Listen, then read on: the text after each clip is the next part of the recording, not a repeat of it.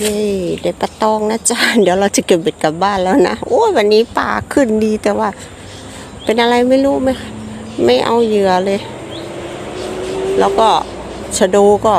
อ้อมหน้าอ้อมหลังนะวันนี้ปลาเงียบๆจ้ะโดนกระชากคันไปแค่ทีเดียวเองครับนอกนั้นก็เงียบได้มีแต่ปลาเล็กปลาน้อยตอดเบ็ดจ้ะพวกปลาขยงเยอะเลยวันนี้